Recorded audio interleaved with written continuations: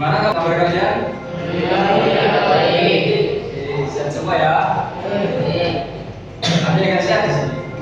Ada yang kurang sehat? Sehat semua ya? Ya, Ini ada yang nggak masuk? ada. Hmm? Ada. Ada berapa anak? Itu. 3. Siapa namanya? Ini Ren, Revi. Panji. Hmm. Terus? Mereka. Ada 3 anak berarti ya? 4 Empat. anak yang nggak masuk. Bahagia hari ini? Ya. Bahagia? Ya. Senang nggak hari ini? Senang ya?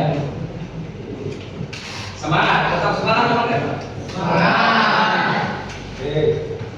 Nah, sekarang di sini Bapak mau menyampaikan materi tentang bullying. Kalian sudah mengerti apa itu bullying? Ya. Belum? Belum mengerti ya? Belum. Oke, saya jelaskan. Ini bisa dilihat di papan, yaitu yang pertama pengertian tentang tindakan bullying di sekolah. Tindakan bullying di sekolah yaitu suatu perilaku kekerasan dan berulang yang dilakukan oleh seorang atau sekelompok siswa terhadap siswa yang lebih lemah dan rentan. Perilaku ini dapat berupa kekerasan fisik, perkataan, sosial atau psikologis dengan tujuan untuk menyakiti, merendahkan atau mengintimidasi korban. Nah, sekarang Bapak mau tanya, kalian tahu tentang siswa yang lemah atau rentan? Tahu apa itu siswa yang lemah atau rentan? Siswa yang lemah itu apa sih? Siswa yang lemah. Ya, terus menyendiri, terus malu, terus sudah. Oke. Jawaban kalian itu benar semua. Cuma yang definisi lemah di sini yaitu lemah yang tidak sama dengan siswa lain, contohnya berupa lemah fisik, entah itu badannya lebih kurus, entah itu tubuhnya lebih kecil, lebih pendek. Nah, untuk yang rentan itu juga sama, siswa yang beda dengan siswa yang lain. Jadi contohnya misal ada sebuah siswa A, yaitu dia rentan sakit misalnya. Jadi gampang sakit ketika apalagi perubahan cuaca. Nah, itu apa namanya, sama kalian bisa ada yang mengejek atau yang menghina, itu sudah termasuk tindakan bullying. Jadi sampai sini paham ya? Oke. Nah, selanjutnya yaitu contoh-contoh bullying. Sudah tahu gambar-gambar di depan? Sudah. Yang pertama apa ini? Fisik. Yang kedua? Yang ketiga? Oke. Dari gambar di sini, kalian apakah sudah mengerti apa itu bullying fisik?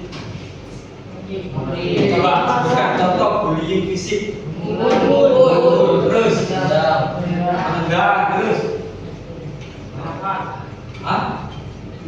mendorong, terus. Oke, nah itu termasuk tindakan bullying fisik.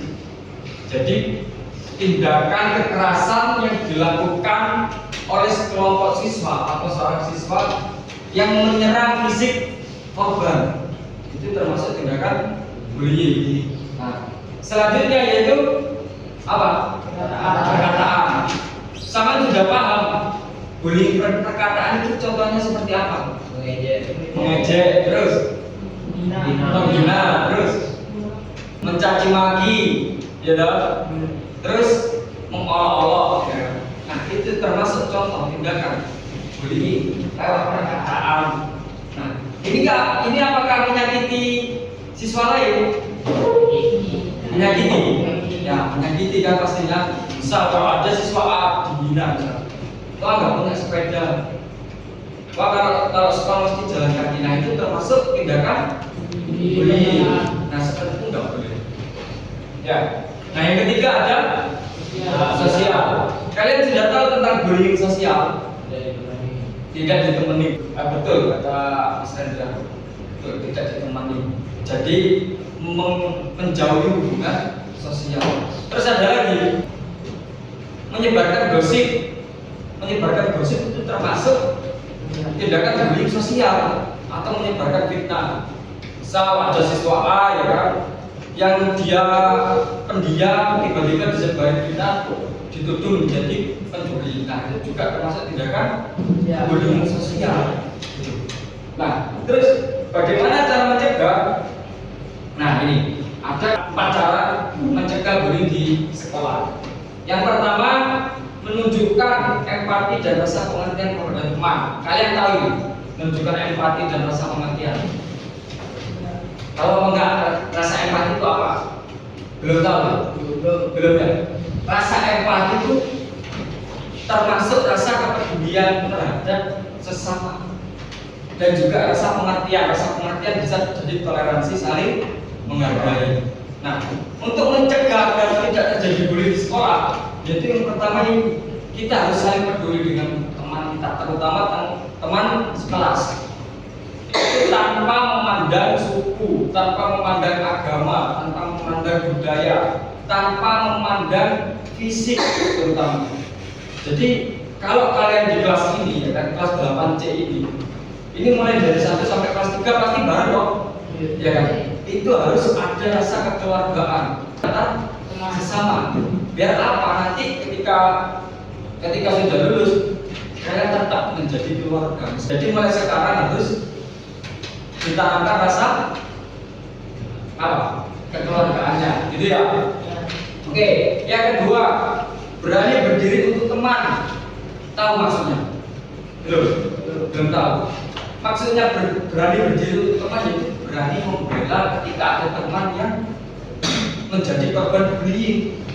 Jadi misal Mas Rendra tahu, ya Mas Rendra tahu kalau Mas Pandu ini mengalami tindakan bullying oleh kakak kelas, ya misalnya. Tapi Mas Pandu ini benar. Nah, Mas Rendra kewajibannya harus membela, ya kan? Harus membela dengan cara apa, Pak? Dengan cara satu, mendampingi Mas Pandu dari situasi tersebut. Jadi kayak misal ketika diejek atau dihina dengan kakak kelas, Mas Rendra ini harus menemani, harus mendampingi, ya kan? Terus membawa Mas Pandu keluar dari situasi bullying. Yang selanjutnya yaitu melaporkan kepada guru berwenang atau ke guru BK. Jadi kayak misalnya Mas Pandu sedang kena bullying oleh kakak kelas. Nah itu harus cerita kepada guru BK gitu, agar mendapatkan solusi dan juga dorongan semangat, ya kan? Nah yang ketiga yaitu membuat aturan tegas serta sanksi atas tindakan bullying. Jadi terutama kelas 8C ini yaitu membuat aturan bagaimana caranya antar teman sekelas itu tidak terjadi bullying. Gitu. Yang keempat, mengajak untuk berbicara dengan guru BK, yaitu langkah yang tadi. Ketika ada teman yang menjadi korban bullying, itu harus diarahkan kepada guru BK karena untuk mendapatkan solusi dari permasalahan yang dialami, gitu. Oke, dari sini ada ditanyakan, ada yang paham nggak? Sudah paham semua ini? Sudah, sudah paham ya? Oke, ini terakhir pesan dari saya. Dengan tidak merugikan dan menyakiti orang lain, Anda sudah termasuk pendekar. Dengan tidak menyakiti dan merugikan orang lain, Anda sudah termasuk pendekar. Oke, ada yang ditanyakan dari sini? Tidak ada?